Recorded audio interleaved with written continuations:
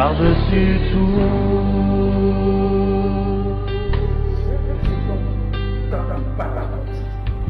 Aujourd'hui encore, il y a des bonnes choses. Non, j'ai dit il y a des bonnes choses. Amen. Moi, j'ai dit il y a des bonnes choses. Amen. Est-ce que quelqu'un croit? Amen. Quelqu'un est disponible pour l'écouter? Thomas. Apôtre. Encore une fois, tu as 1h10. 1h15. Pas beaucoup. 1h20. Amen. Est-ce que quelqu'un veut que aille au cahier pendant 2 heures? Amen. Mon âme, est-ce qu'on a pouvoir tout comme ça pour y aller un sous? Amen. Parce que ces enseignements, il a donné pendant 2 mois, soit l'église en Belgique, et ici, vous voyez, il n'y a pas assez de temps. Et apôtre. Je bénis le Seigneur, je bénis tout le monde ici, je suis heureux d'être là. Je ne sais pas si toi tu es heureux d'être là, moi je suis heureux. Amen. Pourquoi je suis heureux? Parce que le royaume de Dieu est en train d'avancer. Le royaume de Dieu est en train d'avancer, et lorsque le royaume avance, le royaume c'est comme un train. Le train est toujours à la gare à l'heure, et le train n'attend pas les passagers. Donc cela veut dire, si je dois voyager ce soir à 20h55, je dois être à la gare 10 minutes avant. Si je rate le métro ou on se bloque dans les embouteillages, le train ne va pas m'attendre. D'ailleurs, je ne connais pas le numéro du conducteur pour l'appeler. Pour lui dire, attendez, moi je suis bloqué dans les embouteillages. Donc, le royaume n'attend personne. Si toi tu traînes les pieds, le royaume avance quand même. Bien-aimés, ici, nous ne sommes pas en train de parler de l'église, mais nous sommes en train de parler du royaume, parce que l'église c'est une entité du royaume. L'église c'est une entité du royaume. Je vais te dire quelque chose qui va peut-être te scandaliser. Dieu n'est pas le Dieu de l'église. Dieu n'est pas le Dieu de l'église. Il est le Dieu de l'univers. Il est le Dieu de tout le monde. Et, bien aimé, le royaume contient tout. Le royaume contient tout. Maintenant, Dieu est le Dieu de tout le monde, mais il privilégie ceux qui ont compris comment les principes de Dieu fonctionnent. Voilà pourquoi l'Église a un privilège. Mais Dieu n'est pas le Dieu de l'Église. On ne peut pas faire de Dieu une propriété de l'Église. Non, non, non, non, non. Dieu n'est pas le Dieu de l'Église. Dieu est aussi le Dieu de ceux qui sont dehors. Parce que Jésus a dit, j'ai encore certains brebis qui ne sont pas encore dans cette bergerie. Donc je dois aller les chercher et pour les amener. Et bien aimé, il y a une réalité qu'on appelle le corps du Christ.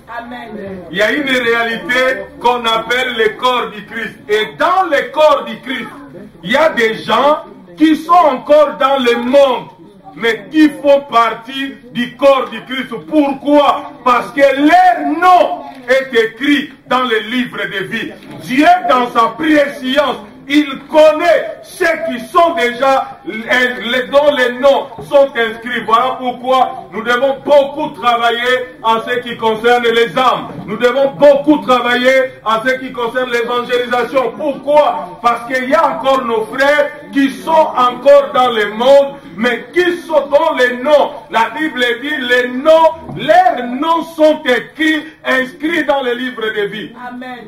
Mais ils ne sont pas encore dans l'église. Ils sont ils sont quoi? Ils sont emprisonnés par le système du monde. Voilà pourquoi Jésus traîne encore pour venir. Parce que Dieu connaît dans sa préscience la quantité des hommes et des femmes qui doivent être sauvés. Dieu connaît la quantité des hommes et des femmes qui doivent être sauvés. Les jours où cette quantité sera achevée, Jésus reviendra.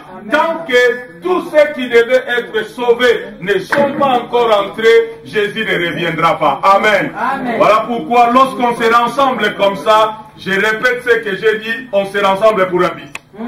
Et le but, c'est le royaume de Dieu. Le but, c'est le royaume de Dieu. Maintenant, le royaume de Dieu, c'est une réalité très vaste. Le royaume de Dieu. Si je commence à parler du royaume de Dieu ici, on va dormir là.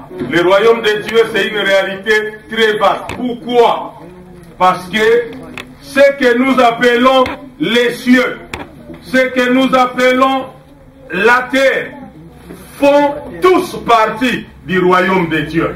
Parce que Jésus a dit, le royaume de Dieu est en vous. Le royaume de Dieu, c'est le règne de Dieu. Le royaume de Dieu, c'est l'étendue où Dieu règne. Dieu règne au ciel, Dieu règne sur la terre, Dieu règne sous la terre, Dieu règne sous la mer. Cela veut dire le royaume de Dieu est partout. Dieu règne partout. Dieu règne partout. Et il n'y a pas un endroit où Dieu ne règne pas. Il n'y a pas un endroit où Dieu ne règne pas.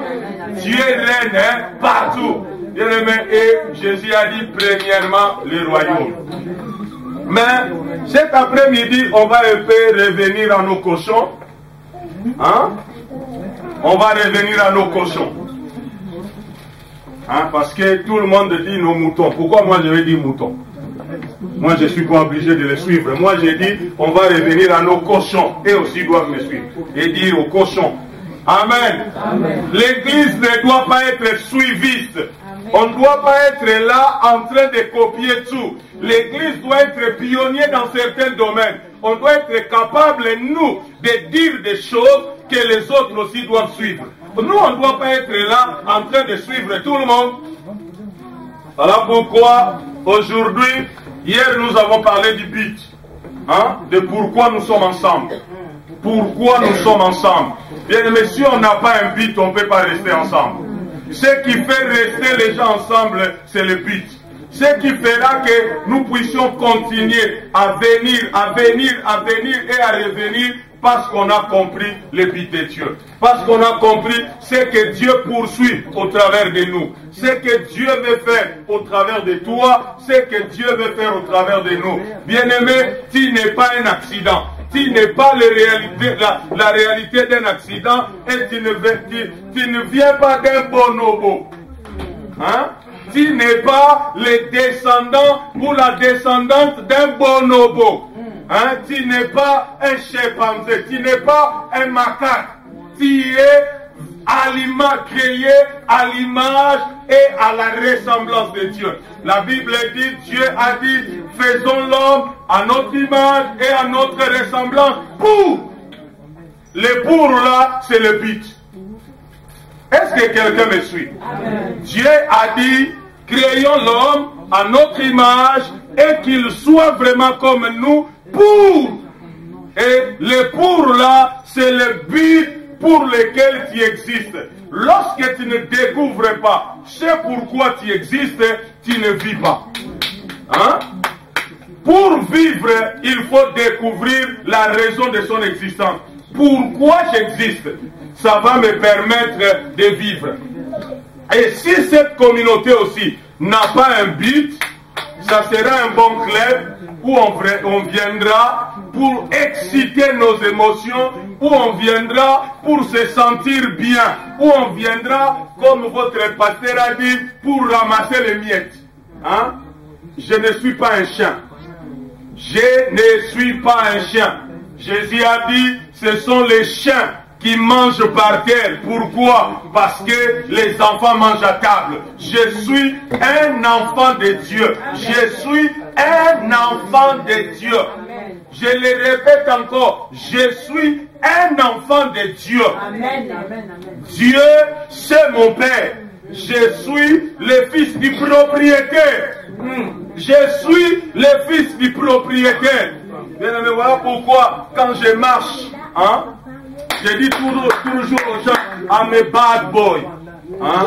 Mauvais garçon en esprit. Donc cela veut dire, tu peux me voir, hein, un jeune homme comme ça, qui est en train de marcher, tu peux me minimiser. Ce n'est pas ce que j'ai fait. Ce n'est pas ce que tu fais. Ce n'est pas ton diplôme. Ce n'est pas ton statut social. Ce n'est pas ton rang dans la société. Ce n'est pas le travail que tu fais. Ce n'est pas la famille dont tu viens. Mais tu viens, tu es né de Dieu.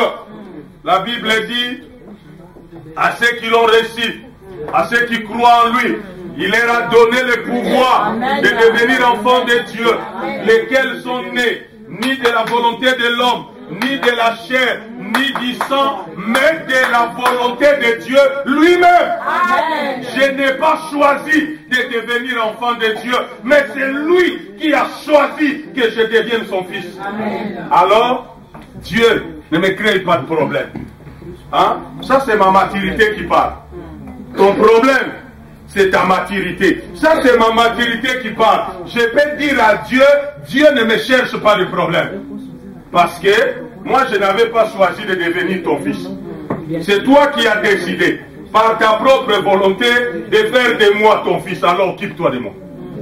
Occupe-toi de moi. Occupe-toi de moi. Bien-aimé, tu vois ces garçons-là, ce matin, il n'a pas fait jeûne et prière pour manger. Il n'a pas fait jeûne et prière pour manger. Ses parents savaient que le matin, il doit faire quoi? Ses enfants savaient que pour l'amener dehors, on doit l'habiller. On ne l'a pas mis en lin. Parce que on pouvait le mettre en lin. Mais sa maman ne l'a pas habillé en lin. Et elle l'a habillé en pull et jean et basket pour le protéger des froids. Alors si une maman humaine, méchante qu'elle est, peut faire du bien à son fils, à combien plus forte raison c'est Dieu-là peut nous faire du bien. Alléluia. Voilà pourquoi ça m'énerve quand je vois des chrétiens qui se disent frappés par le diable. Maintenant, c'est comme si le diable est en train de frapper les enfants de Dieu. Dieu est là-bas, assis, il prend son bon temps, s'il boit du champagne ou il mange du caviar, je ne sais pas, il laisse le diable te faire du mal, Dieu ne voit pas. Je ne sais pas si Dieu peut faire ça. Je ne sais pas si Dieu peut faire ça. Pourquoi? Parce que regarde tout ce qu'il y a ici. Si ton enfant pleure seulement, regarde comment tu vas réagir. Maintenant, nous avons un père où on doit passer des temps et des temps à pleurer avant que ce père-là agisse. Non, ce n'est pas Dieu le problème, c'est nous le problème. La Galate chapitre 4 dit, aussi longtemps que l'héritier est un enfant, il ne diffère en rien d'un esclave, malgré qu'il est le maître de tout. Ton problème c'est quoi? C'est ta maturité. Dieu ne peut te donner que ce qui est compatible à ton âge. Dieu ne peut pas te donner les choses de grand pendant que tu es enfant. Dieu ne peut pas te donner les choses de grand pendant que tu es un enfant. Même si ton fils là pleure comment, tu ne vas pas lui acheter un outil. Hein? Tu ne vas pas lui acheter une arme de poing. Même si elle pleure, elle se blesse, même si il veut se couper la tête, tu ne vas pas le faire. Pourquoi? Parce que tu sais que mettre une arme de poing entre les mains d'un enfant, il va commencer d'abord par te tuer toi, et il va se tuer lui-même. Voilà pourquoi nous faisons des prières et des prières, nous allons à l'église, nous voyons comme si Dieu ne nous entend pas. Dieu nous entend, mais le problème de Dieu avec nous, c'est la maturité. Grandissez. Il y a des choses, quand j'étais jeune au Congo, on cherchait à se faire passer pour des grands. Hein, et aller draguer les filles. Maintenant, comme on cherchait à se faire passer pour des grands, il y avait un produit avec lequel on mentait les gens au Congo. Ça s'appelait le pousse-poil. Donc cela veut dire, pour avoir de la barbe, on prenait du pousse-poil, on mettait sur nous. Bien aimé, prenez 200 litres de pousse-poil. Va même là-dedans. Nage-toi dedans. Bois ça même si tu veux. Si ce n'est pas le temps, la barbe ne sortira jamais. Alors que cet enfant-là a la barbe. Il a la barbe. Pourquoi? Parce que les glandes qui produisent la barbe sont dans sa vie. Lorsque Dieu lui a créé avec ses glandes. Ces glandes sont là. Son problème avec la barbe, ce n'est pas chercher à avoir la barbe avant l'air. Grandis seulement. Il y a des choses, tu n'auras même pas besoin d'aller chercher. Grandis seulement. Le problème, c'est grandir. Et une église qui n'est pas bien structurée n'aidera pas les gens à grandir. Parce que le but de l'église, c'est faire des disciples du Christ. C'est faire les disciples. Bien aimé, quand je suis venu ici, je ne suis pas venu ici pour que quelqu'un m'apprécie. Je ne suis pas venu ici pour faire des amis. Mais je suis venu ici. Le but de ma prédication, c'est que Christ soit formé en vous. C'est que Christ soit formé en vous. Et que tous les domaines de vos vies soient restaurés à l'image de Christ. Amen. Amen. À l'image de Christ. Voilà pourquoi on doit structurer cette communauté. Hein? On veut faire de cette communauté une communauté VIP. Hein? On veut faire des cités de merveilles une communauté VIP.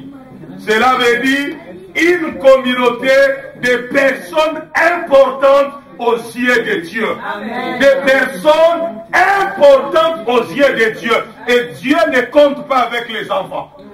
Parce que Dieu a besoin des hommes et des femmes qui vont pousser ses buts sur la terre. Dieu a besoin des hommes et des femmes qui vont pousser sa volonté, l'accomplissement de sa volonté sur la terre. Dieu n'a pas besoin des enfants qui plairent matin, midi, soir. Dieu n'a pas besoin des gens, des enfants, parce que regarde, un enfant ne sait pas comment acheter le pain, mais un adulte sait comment acheter le pain. Un enfant est dépendant, un adulte est indépendant. Dieu n'a pas besoin des enfants, Dieu a besoin des fils. Dieu n'a pas besoin des enfants, Dieu a besoin des fils. La Bible dit, un enfant nous est né, un fils nous est donné. Un enfant nous est né, un fils nous est donné. Un fils, c'est un enfant qui a grandi. Et Dieu a besoin des grands. Pourquoi? Parce qu'on confie des responsabilités aux grands. Et Dieu ne peut pas confier des grandes responsabilités pour argenter. Regardez, Dieu ne peut pas confier des grandes responsabilités pour argenter si l'église Cité des Merveilles, c'est une garderie d'enfants. Parce que beaucoup des églises, entre nous, ce sont des garderies d'enfants. Hein? Donc quand tu regardes les comportements des gens qui y vont, tu dis vraiment Seigneur, ça c'est une garderie. Donc ça veut dire les enfants où il faut, quand tu lui parles, il faut lui parler avec des gants, parce que tu ne sais pas comment il va réagir. Si tu vas tout droit, demain il ne vient pas. Pourquoi? Parce que il veut qu'on fasse des choses selon lui. Non! Dieu ne se confie pas de telles personnes. Dieu confie des grandes choses aux grands. Donc cela veut dire nous croyons qu'ici, il y a des hommes et des femmes qui ont le souci de grandir. Dis je vais grandir. Dis je vais grandir. Ça c'est le défi de l'église, la maturité. Le défi de l'église, bien aimé, c'est la maturité. Devenir comme Christ. Donc quand on est en train de prêcher On ne prêche pas comme j'ai dit hier en balançant la sémence. Non. Quand on est en train de prêcher, on doit prêcher d'une manière stratégique. On est en train de construire quelque chose. J'étais en train de parler avec l'évangéliste cet après-midi quand on venait. Je lui disais ce que je dois faire dans mon église dans les 2 mois qui sont en train d'arriver. J'ai dit, depuis quelques mois, le Seigneur m'a parlé. Il m'a donné les versets de Galates 4 et 1. Aussi longtemps que l'héritier est un enfant, il ne diffère en rien d'un esclave, malgré qu'il est le maître de tout. Qu'est-ce que j'ai compris? Que le Seigneur était en train de nous amener dans une saison de maturité. Et qu'est-ce que la saison de maturité produit? La saison de maturité produit les opportunités. Lorsque tu grandis, tu peux voir meilleur les choses. Lorsque tu grandis, tu peux discerner mieux les choses. Lorsque tu grandis, tu peux saisir mieux les choses. Lorsque tu grandis, on peut te confier des responsabilités. Donc si Dieu nous demande de grandir aujourd'hui, c'est à cause de ce qu'il a prévu pour nous demain. Si on ne grandit pas aujourd'hui, il ne va pas nous les donner. Bien-aimé, tu peux venir à l'église, on va prier pour toi, on va faire des choses pour toi. Si tu ne grandis pas, tu deviendras toi-même le démon de ta vie. Tu deviendras toi-même le démon de ta vie. Pourquoi? Malheur à toi qui ne grandis pas. Parce que moi, il y a des gens, quand je les regarde, je les discerne, je prie même pas pour eux. Par compassion pour eux-mêmes. Parce que si je viens t'imposer les mains, pendant que tu as une structure désordonnée dans ta vie, si je t'impose les mains, si tu avais des démons, j'étais d'en avoir 16. Voyez, j'étais seulement imposé les mains. Les gens qui ont une mauvaise structure, il faut leur parler, il faut prier pour eux, pas leur imposer les mains. En leur imposant les mains, vous êtes en train de les rendre malheureux. Parce que si tu as une mauvaise structure de vie, j'ai pris pour toi, tu avais des petits démons, les démons de mensonge et les démons de fatigue. Hein? Tu dors à outrance. Donc toi, même quand il ne faut pas dormir, tu dors. Alors, tu n'avais que des démons. On vient, on les chasse. Hein? Parce que, comme quelqu'un disait, parce que l'onction m'embête. Hein? Hein? L'onction, tellement l'onction m'embête, je commence à chasser tous les démons que je vois, sans discernement. Maintenant, quand le démon là va partir, après 2 jours, il reviendra. Regardez la maison dans laquelle on l'a fait sortir. S'il trouve que tu es toujours dans le même désordre, tu continues à calomnier, tu continues à dormir, il va aller chercher les 2 démons, chacun va aller chercher 7. Et quand ils vont revenir, tu avais tes 2 petits démons, du jour au lendemain, tu en as 18. Tu vois le passé, il y avait une sœur qui était dans l'église, qui essayait de s'engager. Du jour au lendemain, elle est perdue. Vous ne comprenez pas pourquoi elle a perdu. Parce que tout simplement, on a fait un mauvais travail. Amen. On a chassé les démons sans pour autant les barricader. On a chassé les démons sans pour autant les discerner sa vie. Essayer de les saisir. Amen. J'ai déjà fait combien de minutes? 20 ans. Donc ça c'était ma façon de vous dire bonjour. Amen. Et bon après-midi. Maintenant on va commencer. Parce que je n'ai pas encore commencé. Hein. J'ai pas encore commencé.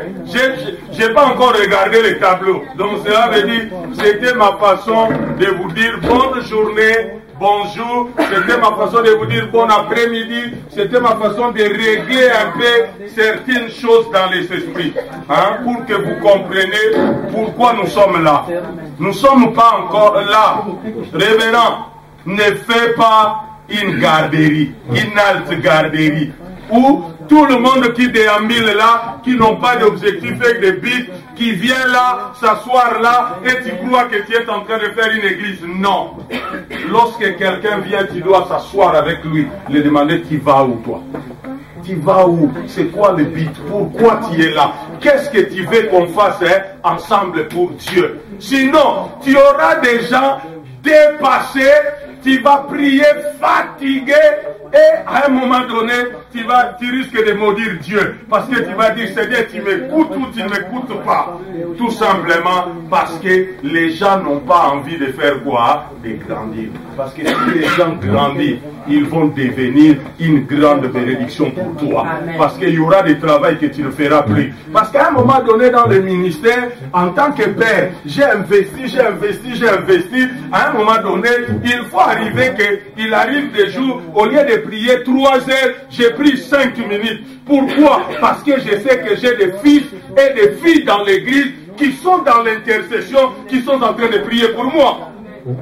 À un moment donné, ça doit arriver. À un moment donné, j'ai mis mon argent dans le ministère. J'ai loué la salle. J'ai payé les banques. J'ai fait tout. Il faut qu'il arrive à un moment donné que j'ai des enfants qui viennent et disent, papa, c'est moi-ci, je paye tous les loyers de l'église. Il faut qu'on arrive là. Comme ça, toi aussi, tu te reposes.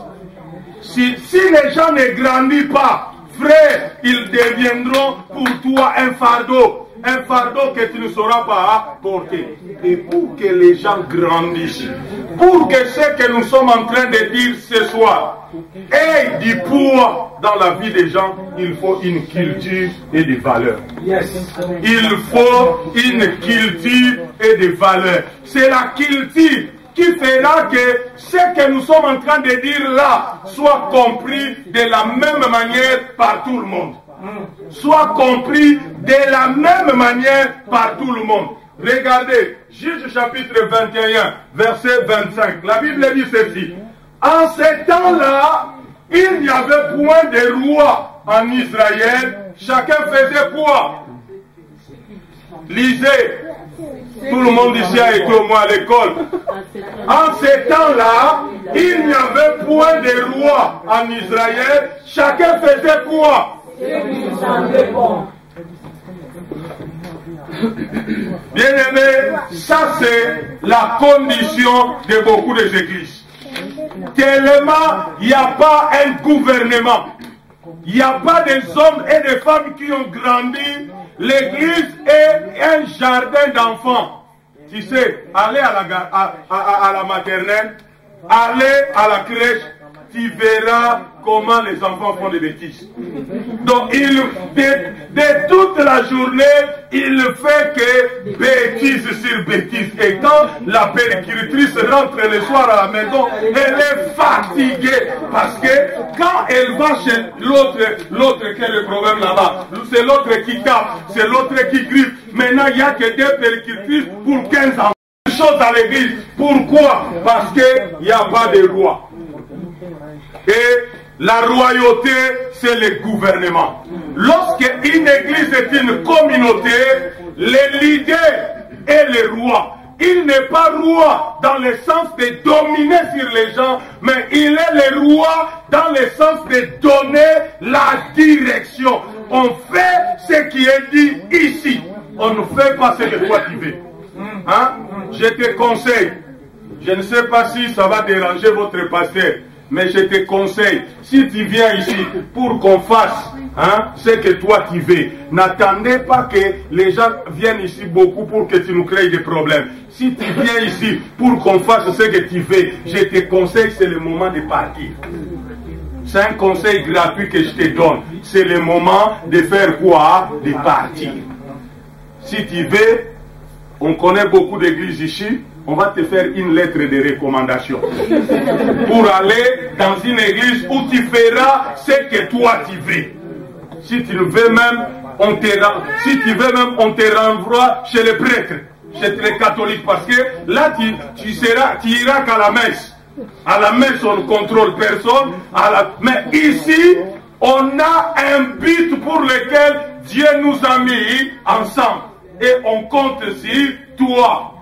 Comme nous comptons sur toi, tu dois aussi toi t'aligner. Parce qu'on dit, en ces temps-là, il y avait point de roi, et en Israël, chacun faisait ce qu'il semblait bon. Bien aimé, nous devons bâtir une nation. L'église, c'est une nation. L'église, c'est une nation. La nation, vous savez, les pays, il n'y a pas longtemps que les pays ont commencé à être appelées les nations. Avant 1900, on n'appelait pas les pays les nations. C'est Staline. Qui ne connaît pas Staline? Staline, c'est un riche, hein? C'est un riche. Donc c'est Staline qui a introduit la notion de nation. Donc, regarde, la France c'est une nation. Regarde comment, lorsqu'un Français est pris en otage quelque part, comment toute la nation se met debout pour la libération. On fait des marches, on envoie des émissaires, il y a des fois on paye des cautions. L'église, la communauté doit devenir une nation. Pourquoi nous sommes une nation? Parce qu'on a un langage commun, une philosophie commune, parce qu'on a des valeurs communes, parce qu'on a des principes communs, parce qu'on a des buts communs, on a des objectifs communs. Ici, dans l'église, il n'y a pas chacun pour soi, Dieu pour tous. Si tu amènes chacun pour soi, Dieu pour tous dans l'église, tu amènes le diable dans l'église. Nous devons bâtir une nation, une assemblée ou une communauté d'hommes et de femmes ayant une identité particulière que la race humaine existante. Cela veut dire, tu n'es pas comme monsieur tout le monde, madame. Hein? Si madame tout le monde met les pantalons jusque là, toi enfiles jusqu'ici. Nous devons on ne peut pas voir à l'église les filles qui viennent avec les pantalons jusque là. Ils sont en train de tracer. Mais qu'est-ce qui se passe? Qu'est-ce qui se passe? Mets les pantalons bien. Hein? Le protocole, chaque dimanche, achète Super Wax. Hein? Tu coupes ça bien comme une pâte, tu les mets ici. Si tu vois seulement une qui essaye d'entrer comme ça, tu les suis. Il dit, mais ça. Il dit, ici, on a des hommes d'autrui à faire quoi? À protéger. On a des hommes d'autrui à faire quoi? À protéger. Parce que vous allez risquer de dire, oh non, ce frère-là, il est mon boulot. Ce frère-là n'est pas mon boulot. C'est toi qui l'appelais. C'est toi. C'est toi. Hein? C'est toi, c'est toi. Arrête ça.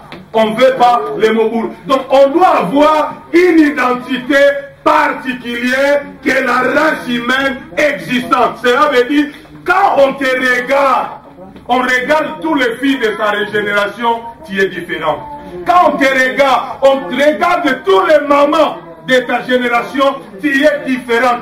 Cela veut dire que tu deviens un standard pour toutes les mamans. Donc cela veut dire quand on regarde les mamans, donc tous les mamans doivent atteindre. Quand on regarde comment tu éduques les enfants, messieurs.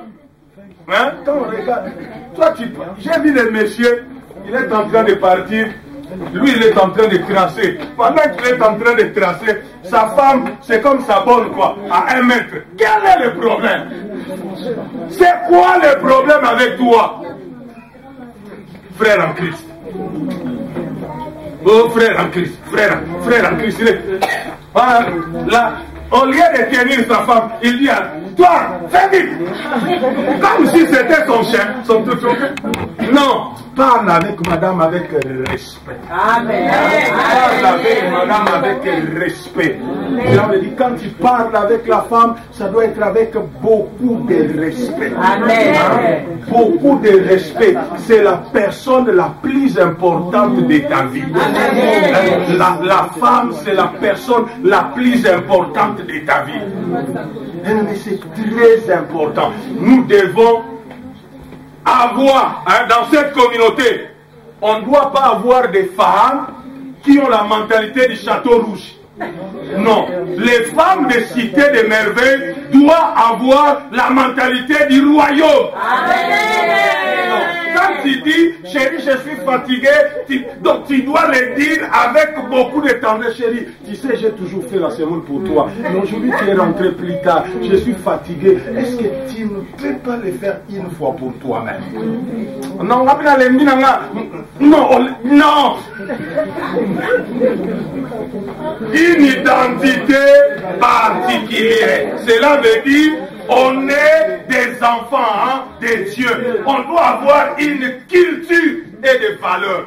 Bien-aimés, pour y arriver, nous devons mettre en place un cadre approprié qui facilitera l'émergence de cette nouvelle forme d'existence. J'appelle ça une nouvelle forme d'existence. Bien aimé, l'église, c'est l'école de la vie. L'église, c'est la meilleure école de la vie. C'est le meilleur endroit où tu peux apprendre de bonnes choses. Pourquoi? Tu l'apprends avec la grâce. Tu n'as pas besoin de faire des efforts parce que le Saint-Esprit t'assiste. Tu n'as que besoin de se soumettre à Dieu, de dire à Dieu, j'ai besoin de changer. Bien aimé, il faut, pour y arriver, on doit mettre un cadre. Cela veut dire, par exemple, ce n'est qu'un exemple, ne me prenez pas trop en rigueur, parce qu'il y a des gens qui n'aiment pas quand on parle de l'argent à l'église. Par exemple, quel cadre on va mettre pour que les gens soient bénis? Dans cette église qui n'est pas de pauvres, il faut enseigner sur les finances. Quand tu enseignes sur les finances, n'enseigne pas les finances comme si tu étais en train. Dis, maintenant dans cette église, la Bible dit ceci, on doit payer la dîme. Cher, protocole. Si tu ne payes pas la dîme à partir d'aujourd'hui, protocole c'est fini. On ne peut pas faire travailler des volets dans la maison de Dieu. Quand on vole Dieu, les cieux est fermé pour tout. Donc on doit mettre en place un cadre. Voilà pourquoi je parle d'une culture et de valeurs clés.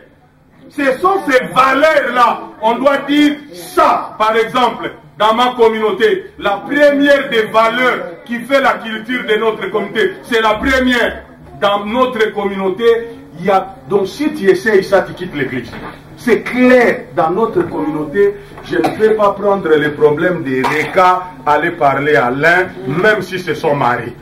Donc ça veut dire, si on va se bagarrer avec Erika, si on va se disputer avec Erika, on va appliquer la parole de Dieu. La parole de Dieu dit, si tu as un problème avec ton frère, va le chercher lui.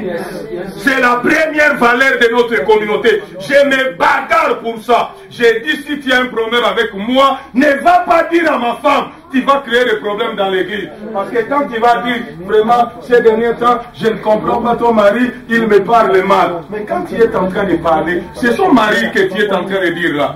Maintenant, si tu as encore une femme, tu risques de semer en elle une mauvaise graine.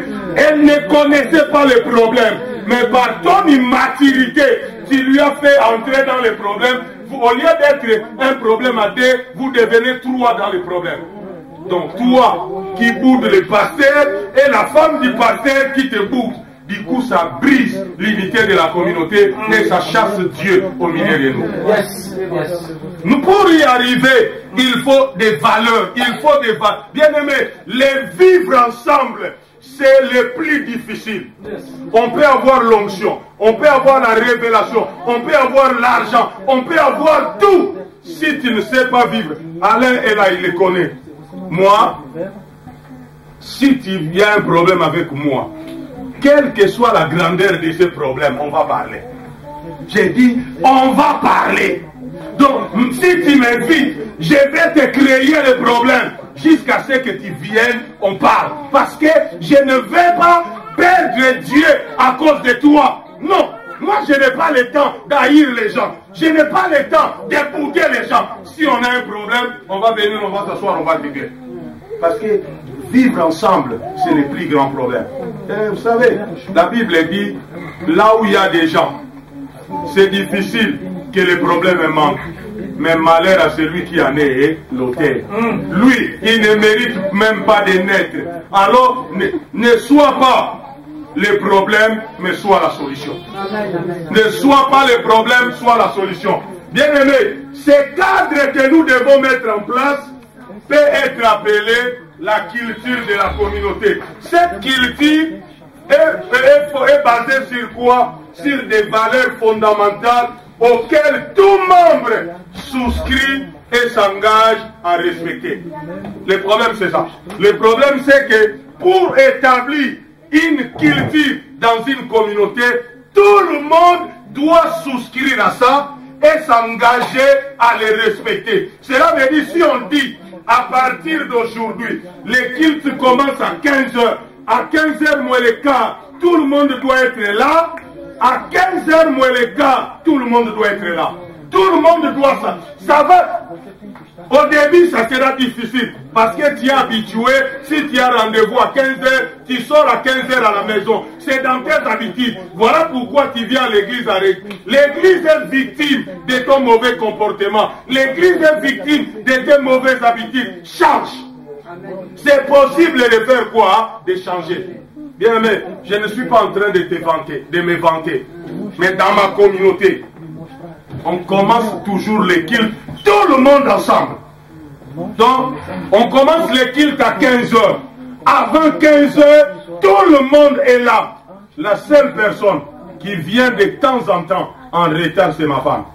Pourquoi? Parce que ma femme est infirmière à domicile, elle travaille les dimanches. Donc, ça dépend de l'état où il trouve ses patients l'avant-midi.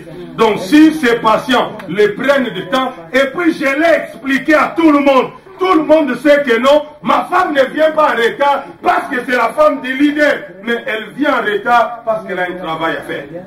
Bien aimé, on doit mettre un cadre. Maintenant, regardez. Si des concepts importants qu'on doit retenir, des choses importantes qu'on doit retenir si nous voulons avoir une culture. Si une communauté n'a pas de culture, malgré sa bonne volonté d'aller loin, elle ne sera jamais dynamique. Pourquoi? Parce qu'il y aura toujours quelqu'un qui essaiera de violer la culture. Il y aura toujours quelqu'un. Donc cela veut dire, malgré toute votre bonne volonté d'aller loin, vous n'irez pas loin. Donc cela veut dire, aujourd'hui les gens vont venir, hein? Les gens viennent comme des mouches dans des églises. Surtout quand les églises commencent. Hein? Je dis toujours, quand une église commence, tous les rebelles du coin, hein?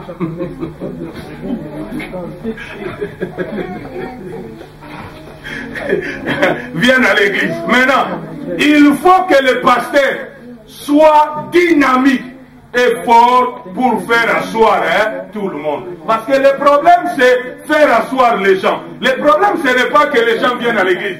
À l'église, les gens viendront toujours. Mais il faut qu'à l'église, ils trouvent quelque chose qui va les dire, je reste ici. Parce que maman peut inviter, ma soeur peut inviter, toi tu peux inviter, le frère peut inviter, Olga peut inviter, papa peut inviter, la soeur là-bas peut inviter, parce que tout le monde ici, s'il veut dimanche d'amener quelqu'un, il l'amènera. Tout le monde, comme nous sommes là, si tu te réveilles aujourd'hui, tu appelles quelqu'un. Demain tu l'appelles. Mercredi tu l'appelles. Jeudi tu l'appelles. Vendredi, tu lui promets le dimanche, je viens te chercher pour qu'on aille dans notre église.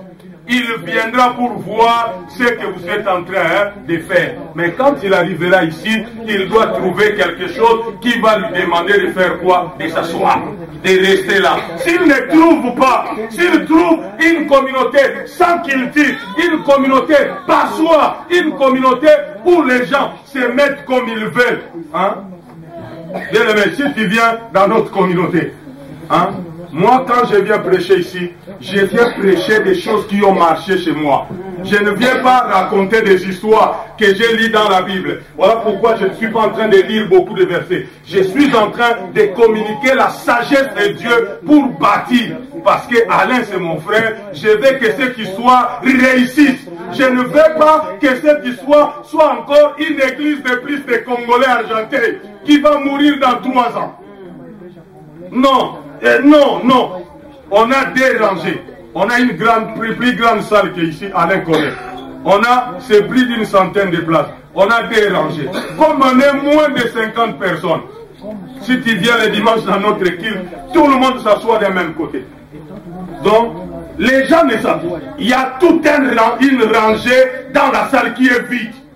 Je suis venu un dimanche, j'ai dit, on ne peut pas s'asseoir les autres là-bas, les autres là-bas. À partir du dimanche prochain, tout le monde ici.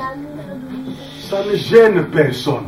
Parce que il n'y a pas quelqu'un qui veut se faire plus important que les autres. Il n'y a pas quelqu'un qui veut faire la rébellion. Il sait qu'ici on vient chercher Dieu. Et si on vient chercher Dieu, pourquoi je ne vais pas m'humilier? Pourquoi je ne vais pas me mettre dans les rangs? Tout le monde s'assoit d'un côté. Donc tout le monde, si tu viens dimanche, tu vois quelqu'un s'asseoir dans les rangs vides, il sera seul. Cela veut dire c'est la première fois qu'il vient à notre équipe. Parce qu'on s'assoit la même. On a dit on va bouger lorsqu'on va remplir ces rangs-là. Si on ne les remplit pas, même si ça nous prend 10 ans, pendant 10 ans, l'autre rang restera vide. C'est ça communiquer la culture. Cela veut dire, maintenant, si quelqu'un amène quelqu'un dans l'église, si la personne veut aller s'asseoir là-bas, il va lui dire, ici on ne fait pas comme ça, viens seulement, on va s'asseoir ici. Après l'équipe, tu vas lui expliquer, voilà, nous avons notre discipline, nous avons nos principes. Mais aujourd'hui dans les églises, vous verrez, quelqu'un vient seulement, et après une semaine vraiment, il est seulement une semaine à l'église, il commence à calomnier. Vraiment, le pasteur là avec sa femme là, surtout que la femme là vient du Congo, ils sont seulement en train de chercher. Cette église là, ils sont en train seulement de chercher l'argent. Voilà. Toi qui est ancien dans l'église, tu dis, moi aussi je savais que c'était ça, mais bon, comme on est habitué, je ne dis rien, sans qu'il tire. Maintenant, la personne là va dire la même personne à une deuxième personne. Mais lorsqu'il commence seulement, si tu lui dis, ici là chez nous, ça ne se fait pas. Il ne va même pas répéter. Vous savez, un jour un prophète était invité dans notre communauté. Il est venu, il était assis dans la salle. Ma femme était en train de diriger l'intercession. Moi, je n'étais pas là. Maintenant, pendant qu'elle dirigeait l'intercession, ma femme dirigeait la prière. Ma femme a énoncé un sujet de prière. Le prophète là voulait entonner un cantique. Il y avait maintenant une de mes filles qui l'a regardé. La façon seulement elle a regardé cet homme-là. Cet homme-là a compris que ici, ces choses-là ne se font pas. Il avait déjà commencé à chanter. Il a coupé la chanson au milieu. Et quand je suis venu, son ami qui l'avait invité, c'est mon fils qui travaille avec moi. Il a dit, j'étais avec Jean-Pierre en route quand on partait, il a dit, mais la sœur là, la façon, j'ai dit, lui, ici c'est le gouvernement. Quand on met quelqu'un devant, il devient Dieu pour nous. Dieu nous parle au travers de lui. Donc ça veut dire, même si demain, à lundi, c'est le petit là, il s'appelle comment? Noah. Ah, c'est mon nom, moi aussi je m'appelle Noah. Donc, s'il prend Noah, il met Noah debout pour diriger l'équipe. Tout ce que Noah fait, tu dois accepter. Pourquoi? Parce que Dieu va parler au travers de Noah. Dieu, c'est le Dieu d'ordre. Hein? Ce n'est pas que non, quelqu'un qui est devant, il dit, on va se lever. Toi, tu dis, d'ailleurs, lui, il montre quoi? Il ne montre rien. Seulement, il veut qu'on se lève. Parce qu'il trouve que adorer Dieu debout, c'est la meilleure des choses. Maintenant, si on a une culture dans une église, de telles choses ne sera pas. Dans les églises, il y a des bêtes comportements. Pourquoi? Parce qu'on n'établit pas une culture. Tu vois, la sœur, elle est ici. Toi, tu es assis. Toi, tu vas t'asseoir. Mais elle est là depuis le début du culte jusqu'à debout. Voilà pourquoi Alain, le conseil, dans le protocole, mettez des hommes. Hein? Mettez des hommes. Surtout les femmes mettent des talons et des hauts chaussures. Les femmes sont faibles, on doit les protéger. Souvent dans les églises, on met les femmes au protocole pour décorer. Hein? Parce que ça vient du monde. Hein? On prend les femmes parce que les femmes sont belles. Quand les gens viennent à l'église, c'est un peu, ça fait comme non, mettez des frères. Hein? Parce que les frères peuvent rester ici depuis comme ça jusqu'à la fin, il aura pas mal. Mais la femme là, quand elle va rentrer, elle aura mal au dos. Avec des hautes chaussures, elle aura mal au dos. Mettez des hommes. Les hommes, disposez-vous à travailler à l'église. Souvent dans nos églises, c'est malheureux. C'est les femmes qui sont plus engagées que les hommes. Dieu n'a pas fait des choses ainsi. Une église où il y a trop de femmes qui s'engagent, c'est une église à problème. L'église, c'est des hommes qui doivent... Parce que regarde, Alain, tu vois, si tu as 5 femmes ici qui sont responsables, le diable va entrer dans les têtes de leur mari. Leur mari l'interdit l'église, ils vont rester à la maison. Mais je n'ai jamais trouvé un homme dont la femme a refusé, a interdit l'église. Voilà pourquoi l'église doit travailler beaucoup les hommes. Parce que les hommes, c'est les chefs de famille, mais je ne suis pas en train de minimiser les femmes. Les femmes, c'est des meilleures personnes qu'il y a. Hein? Parce que, je vais vous dire un secret. Même quand je me lave pas le soir, ma femme me supporte quand même avec ma transpiration. Mais un homme, c'est pas fâché. Hein? Un homme, il va toujours te créer des problèmes. Regarde, toi, tu t'es pas lavé ce soir. Mais lui, quand il ne lave pas, tu dis rien. Donc, il vient seulement avec sa suyeuse, il monte dans le lit. Hein? Il prend aussi la même couette que toi. Hein? Là, tu es en train de prier en langue. Parce que tu as peur. Si tu ouvres, tu auras une baffe. Amen. Bien aimé, c'est très important. Maintenant, la sœur s'est née là. Depuis le début. Maintenant, toi, tu viens. En retard en plus. La chair te donne une place. Au lieu d'être gentil. Elle, depuis qu'on l'a mis dans ce protocole-là, elle croit qu'elle est devenue le pasteur de cette église. Elle choisit des places pour nous. Pourquoi elle ne doit pas nous laisser la liberté? Tant que le pasteur l'a mis là, il devient sous-pasteur. Amen. Parce qu'il faut que nous comprenions la notion de la délégation du pouvoir. Quand le pasteur, Dieu délègue le pasteur délègue. Si on comprend cette délégation du pouvoir, on bâtira une église sans problème.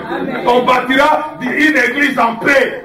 Parce que quand tu fais à la sœur comme ça, sache que si elle est charnelle, si elle n'est pas mature, elle te prend dans les collimateurs. Donc cela veut dire, quand elle te voit seulement, elle devient mal à l'aise. Même ses prières ne montent plus à Dieu. Pourquoi? Parce que c'est toi les problèmes. Pour éviter ça, il faut une culture. Bien aimé, la culture empêche ce que je viens de dire là. La culture empêche la corruption et la séduction. Et puis la culture garantit le développement et la stabilité d'une communauté sur tous les plans et dans tous les domaines. Si on sait ce qu'on doit faire, si on a des lois bien établies, bien prévues. Par exemple, moi je connais mon frère aussi, j'ai un frère qui est pasteur. Dans son église, les cultes commencent à 10h. Si tu viens à 10h05, tu vas rester dehors jusqu'à 11h. Pourquoi? Parce que pendant que les gens sont en train d'adorer, quelqu'un a les yeux fermés, il est dans la présence de Dieu, qui ne sait pas quels sont les moments difficiles que cet homme est en train de passer. Il est en train de chercher Dieu dans la prière. Toi tu viens, l'examen. C'est quoi ça? Pour éviter ça, tout le monde venant à l'aide. Cela veut dire, quand on commence la prière, tout le monde a sa place. Et puis protocole, mettez les gens selon l'ordre d'arrivée. Soit tu commences par derrière, tu viens devant, soit tu commences devant, tu viens derrière. Maintenant, mettez les gens tous. Ça doit devenir une culture que dans mon église, quand j'entre ici, je sais que si c'est la place ici qui est vide, je n'ai pas besoin d'aller là-bas, déranger les gens. Je viens, je me mets là. Ça doit devenir une culture, un système de pensée. C'est la culture qui empêche la corruption. Hein? Toutes ces choses-là que je viens de dire. Hein? À cause de la place. Non, c'est la culture. Bien aimé, la culture que nous devons bâtir dans cette communauté doit être en opposition de la culture de l'environnement dans lequel la communauté est bâtie, de la famille d'où nous venons et de notre nation. Bien aimé, si on veut bâtir cette communauté comme la culture française, on aura des problèmes ici. Parce que les Français ont toujours raison. Donc ici, personne n'entendra personne. Il y aura toujours, quand toi tu parles, l'autre va avoir raison. Quand toi tu parles, il y aura des discussions sur discussions sans fin. Maintenant, si on veut les bâtir selon la famille et d'où nous venons, si on bâtit ici là, comme les Congolais, ah Seigneur Jésus. Bien aimé, on ne peut pas bâtir l'église avec une culture nationale ou familiale. Pourquoi? Ça ne va pas marcher. On n'aura pas tous un dénominateur commun. Regarde, Même si on met entre les Congolais, comme ici, il y a la majorité des Congolais. Dans les Congolais, les Bakongo, on les cultive, les Baluba, on les cultive. Maintenant, quand un frère ici, Moulouba, va se marier avec une sœur Moukongo, s'il n'y a pas une culture qui les maîtrise les deux, les pasteurs ont des problèmes en vie. Pourquoi? Parce que les frères Balouba traitent leurs femmes comme les choses.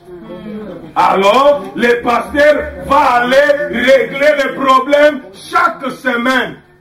Chaque semaine, le pasteur sera appelé, convoqué pour aller faire quoi? Pour aller régler des disputes. Pourquoi? Parce que la femme veut s'émanciper, l'homme croit que la femme c'est sa chose.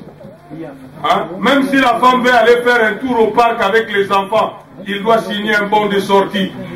Non, non. Donc cela veut dire qu'on doit avoir une culture qui nous donne un dénominateur commun. Cela veut dire on ne réfléchit pas comme messieurs et tout le monde. J'ai dit on doit bâtir une identité qui nous est singulière.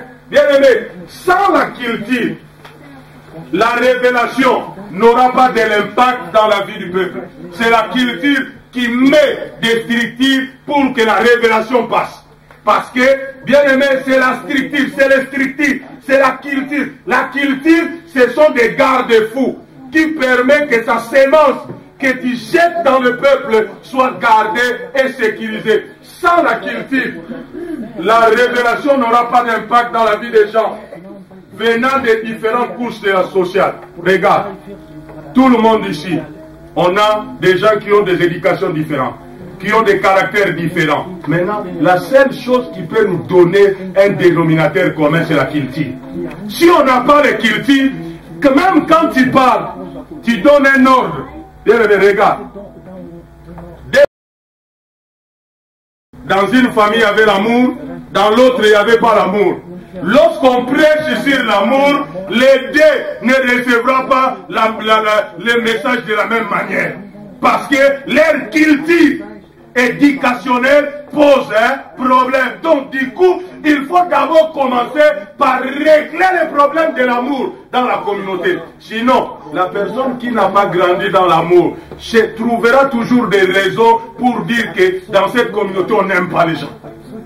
Hein? Trouvera toujours une raison pour dire ici on n'aime pas les gens. Il faut commencer par les guérir, par la prière. La chose qui peut faire que les révélations que nous recevons soient comprises de la même manière, c'est la base identique que possède une assemblée, c'est-à-dire la culture.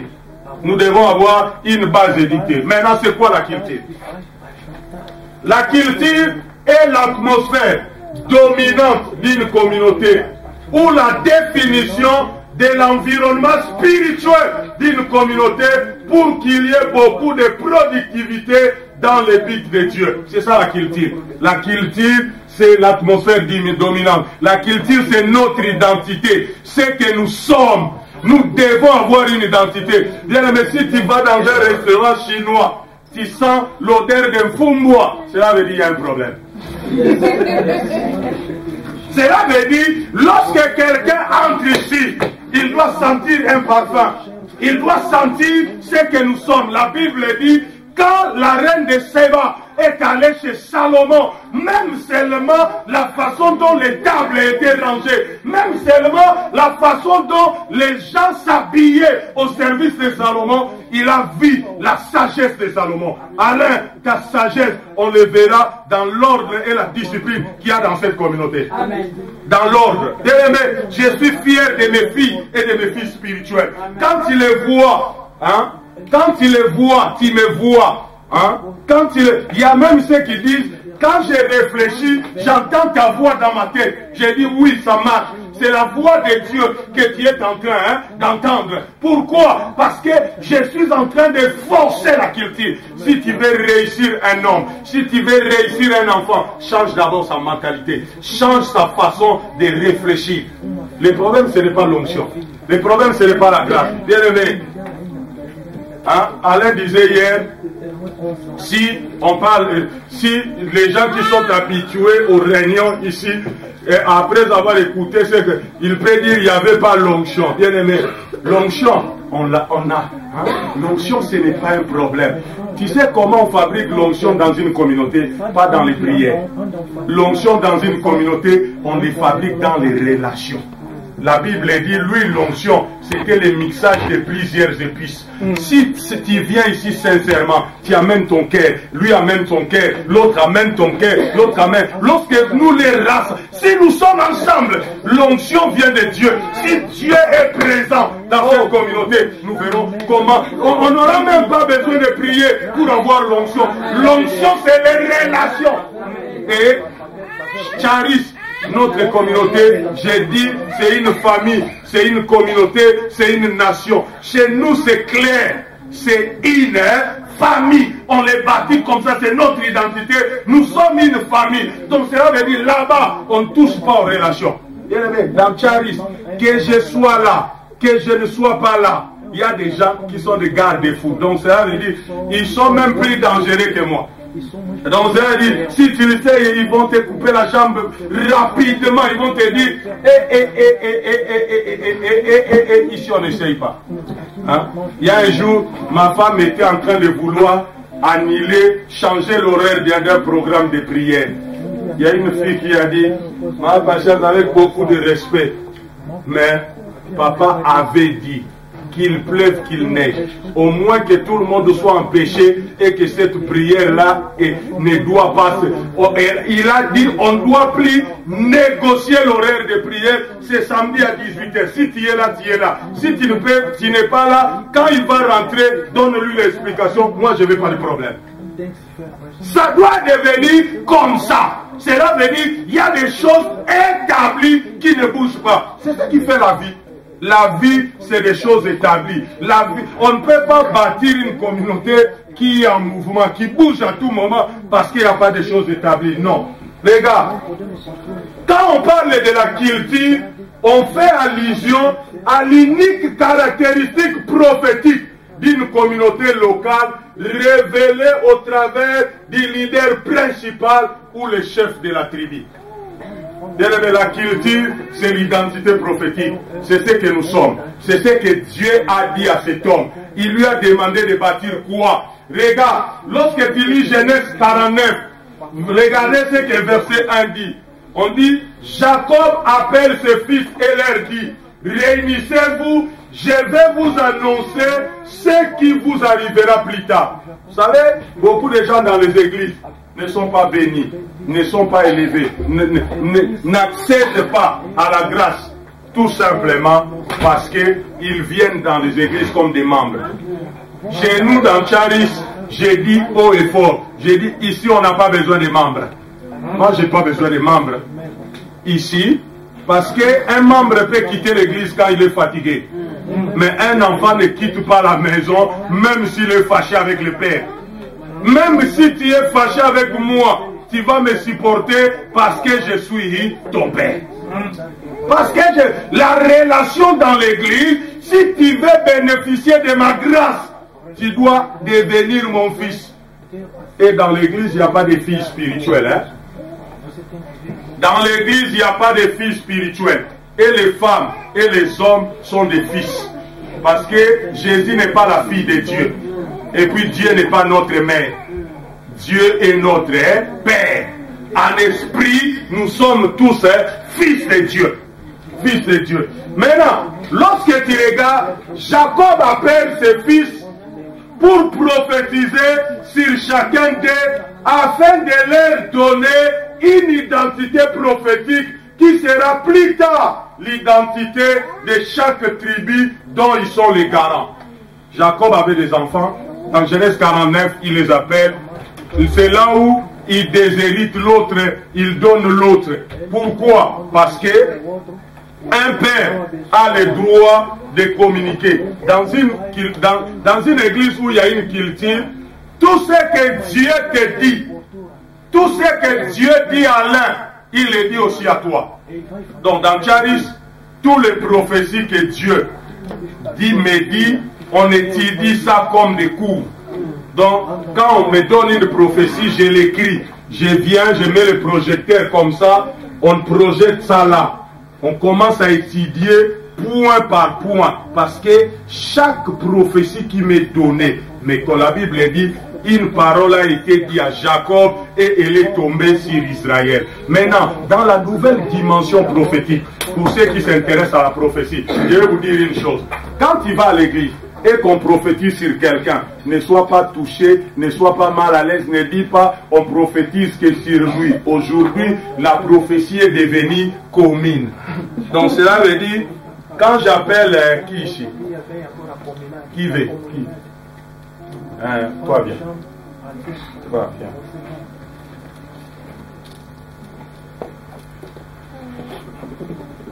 Mets-toi là. Lève les mains. Tu t'appelles comment? Quand je m'appelle Inès. Quand je commence à parler pour Inès, tout ce que je dis sur Inès te concerne aussi. Qu'est-ce que tu dois prendre dans ce que je lui dis? Tu dois prendre les principes. Regarde, la Bible dit, la parole de Dieu c'est une prophétie. Pourquoi toutes les paroles que Dieu a dit à Abraham, tu les fais tiennes? Mais les paroles que je peux dire à Inès, toi tu ne veux pas les prendre pour appliquer les mêmes principes. Si je dis à Inès, Dieu te dit, à partir de ce dimanche, engage-toi. Engage-toi, deviens sérieuse dans les choses de Dieu. Ça va t'éviter beaucoup de malheurs. Pourquoi? Parce que quand tu étais assis là, j'étais en train de te regarder, je voyais une voile, un voile noir devant toi. Je voyais quelque chose, c'est pas pour te faire peur. Je voyais quelque chose de noir. Donc je ne suis pas un prophète de malheur. Mais Dieu te dit, c'est pas un signe bien. Cela veut dire, la seule manière de s'éloigner de ça, du malheur, c'est de t'engager, de devenir sérieux, de briser certaines choses, d'enlever certaines lenteurs dans ta vie, de commencer à accélérer ta marche avec Dieu, de t'engager, de chercher à connaître Dieu dans la profondeur. Tu dois connaître Dieu. Tu ne dois pas seulement venir à l'église, tu ne dois pas seulement avoir le plaisir de le servir, mais lorsque tu viens, Dieu veut que tu t'engages, parce que ce n'est que l'engagement qui va faire en sorte que tu éloignes de toi les malheurs. Parce que si tu ne t'engages pas, tu mènes une vie, un pied dedans, un pied dehors, tu ne mènes pas une vie chrétienne équilibrée. Cela va t'amener des problèmes, parce que le diable va t'attaquer. Pourquoi le diable va t'attaquer? Parce que le diable ne veut pas que tu le quittes. Le diable ne veut pas que tu viennes à l'église. Maintenant, quand tu viens à l'église, tu dois venir totalement. Tu ne dois pas venir à moitié, parce que tu énerves le diable. Alors si tu veux continuer à énerver le diable, continue à venir à l'église et continue à mener ta vie comme tu veux, et tu verras des problèmes qui vont t'arriver. Amen. Seigneur, garde Inès, fais-lui grâce, ouvre ses yeux, qu'elle voie au nom de Jésus. Amen.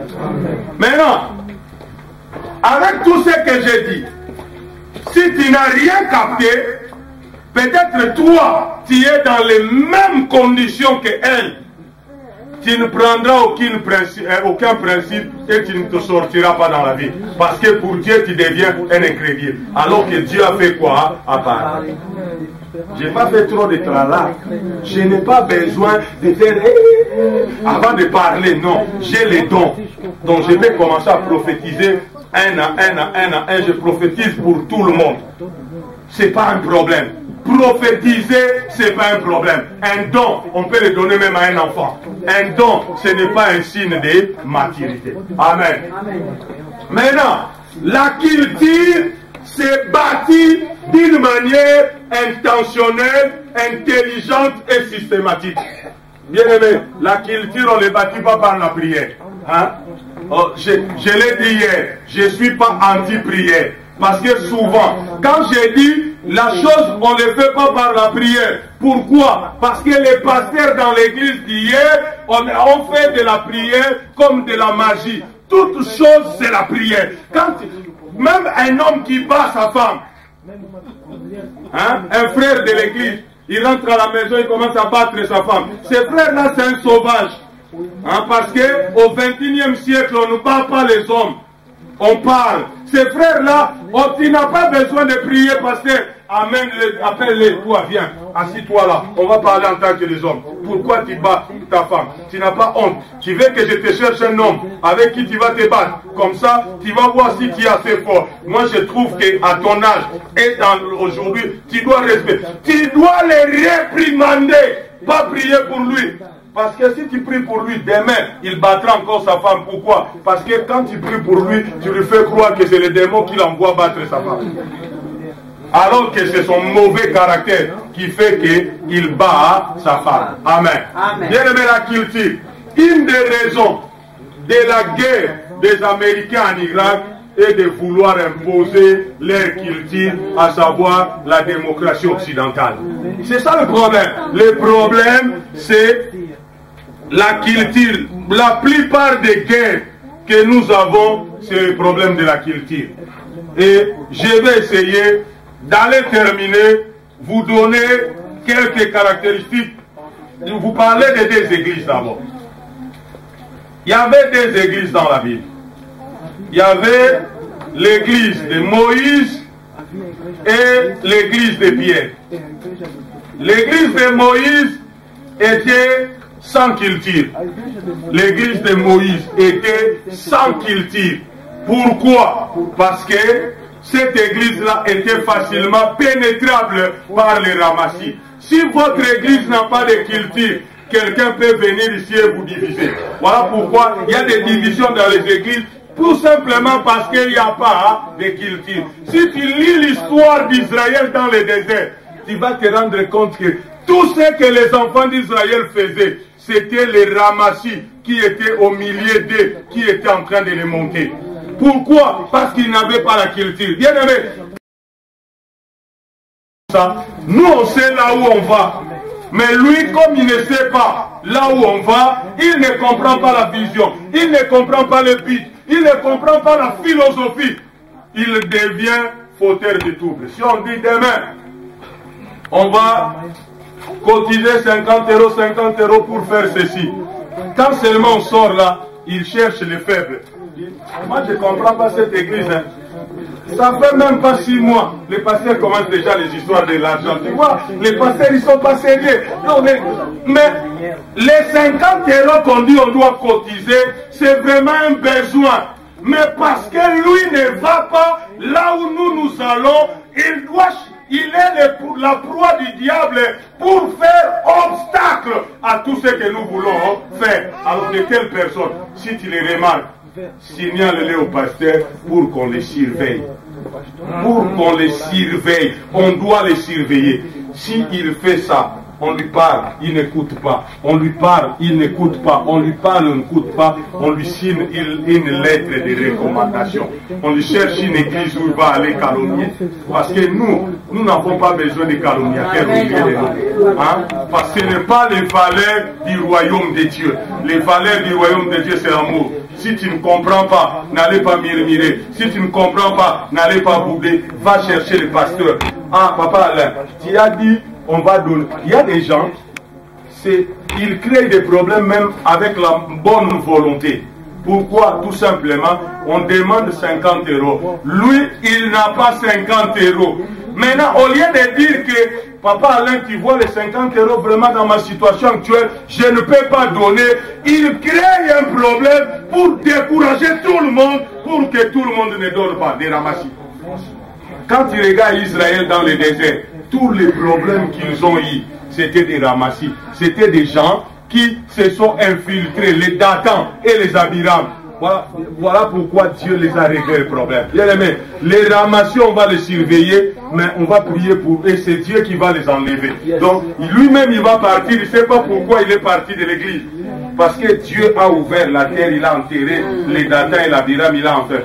Ils ont été enterrés sans deuil, sans corbillard, sans cercueil. Dieu ouvre la terre, il entre, il ferme, fini.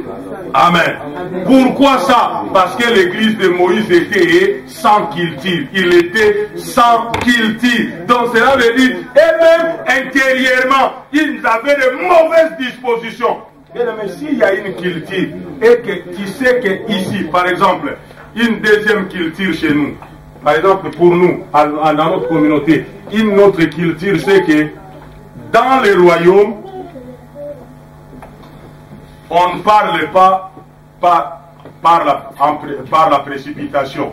Et on doit être capable de juger l'impact de la parole déclarée. Parce que si tu dis une chose, tu peux demander pardon, mais ce que tu as dit peut commencer à faire des dégâts des années et des années après. Mais toi, tu as demandé pardon. Cela veut dire dans l'église, tellement qu'on a besoin de rester ensemble longtemps, tu dois faire attention quand tu parles.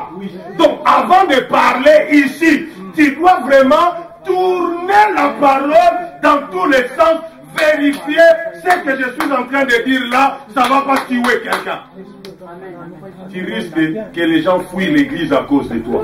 Surtout que tu es la femme du pasteur. Surtout que tu es la sœur du pasteur. Surtout que tu es la collaboratrice proche du pasteur. Surtout que tu es l'ami du pasteur. Donc quand tu parles, tu dois faire attention. Cela veut dire une des cultures, une des valeurs qui font de la culture de cette communauté.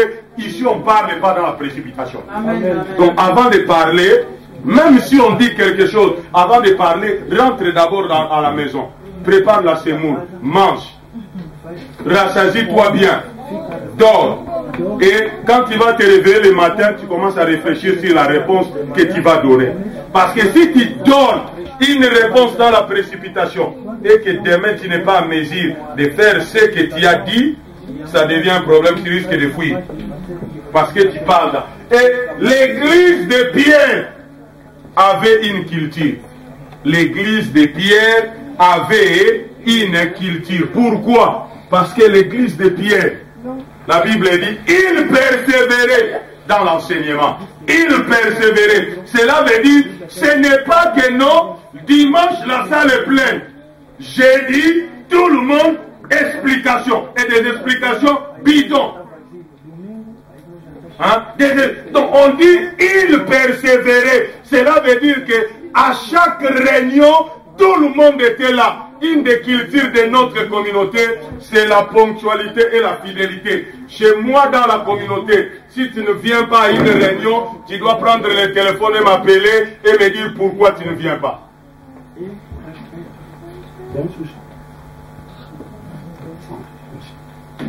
Tu dois prendre ton téléphone et me dire pourquoi tu ne viens pas. Parce que nous, on compte sur toi.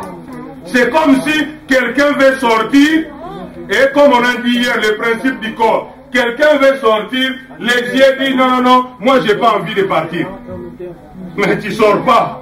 Tu vois que tu nous as bloqués. Si toi tu es les yeux de cette communauté, pendant que nous voulons bouger, toi tu ne bouges pas, tu nous empêches de faire quoi? De bouger carrément. Si toi tu es les oreilles de cette communauté, si nous on veut bouger, toi tu ne bouges pas, on peut avoir un accident. Parce que quand on marche, on n'entendra pas des voitures qui sont derrière nous. Pourquoi? Parce que nos oreilles sont restées, n'ont pas voulu venir avec nous. C'est ça la culture. Et parce qu'ils avaient la culture, la Bible dit, ils persévéraient dans les enseignements. Bien aimé, c'est l'enseignement qui donne la base à une communauté. C'est l'enseignement. Bien aimé, il y avait 4 persévérances. Dans les 4 persévérances sont les 4 piliers de l'église. Il y a quoi?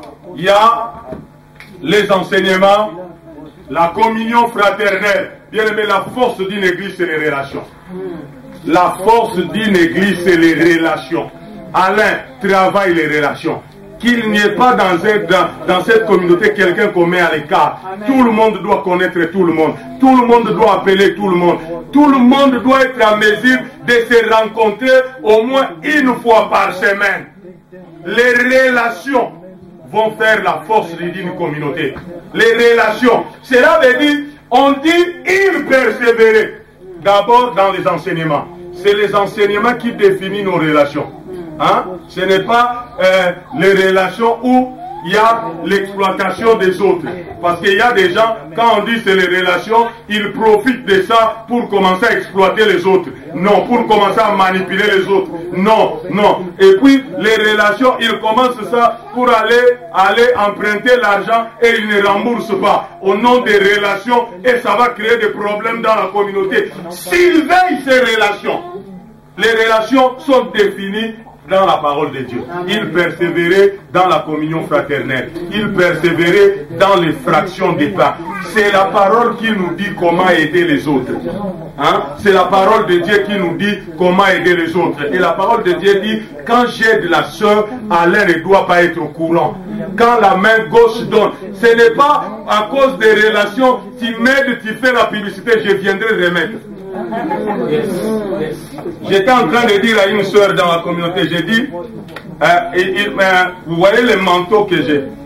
J'avais un manteau qui avait, les tirettes s'étaient bousillées, on était ensemble avec elle. On allait à une réunion, les tirettes ne se fermaient pas. Et elle a dit, bon, demain si tu veux, on va en ville, je vais t'acheter le manteau. On est allé en ville, elle a acheté le manteau, c'était le solde. Elle a acheté le manteau pour moi, mais en sortant du magasin, j'ai dit, si seulement tu dis, même à ma femme, que tu vas acheter le manteau, je viens te le rendre. Je viens te faire quoi? Te le rendre. Je l'ai sécurisé. Pourquoi? Parce que le diable peut entrer dans son cœur et le rendre orgueilleux. À chaque fois qu'elle me verra avec le manteau, elle va dire, regarde celui-là, si c'était pas moi. C'est moi qui lui ai acheté ça. Non, je l'ai sécurisé. J'ai dit, si seulement j'entends chez quelqu'un, tu auras ce manteau-là des hommes. Et je vais t'obliger chaque dimanche, si tu viens à l'église, de le mettre. Sinon, ne viens pas. Alléluia. Bien aimé, l'église avait une culture. Donc cela veut dire la façon de donner aux autres était sécurisée par l'enseignement. Et puis la façon de faire quoi? De prier. Hein? Il y a des gens ignorants qui prient. Tu vois quelqu'un qui prie, qui finit la prière, Seigneur, et tout ce qu'on a demandé, et tout ce qu'on n'a pas demandé, toi-même tu le sais. Ça c'est quelle prière ça? On n'est pas au 15e siècle. La Bible dit, les frontières de la prière, c'est la volonté de Dieu. Bien aimé, nous ne sommes pas en train de tenter de deviner la volonté de Dieu. On a droit à connaître la volonté de Dieu. La Bible dit, mes brebis entendent ma voix. Donc si tu es brebis du Seigneur, tu dois entendre la voix de Dieu et connaître. Oh, je suis en train de chercher la volonté de Dieu. Tu es en train de chercher que Dieu collabore avec ta volonté. Tu veux, oh, je suis allé en prière chercher la volonté de Dieu. Non, la volonté de Dieu, on ne cherche pas dans la prière. La volonté de Dieu, elle est dans la Bible. Amen. La volonté de Dieu, elle est dans la Bible.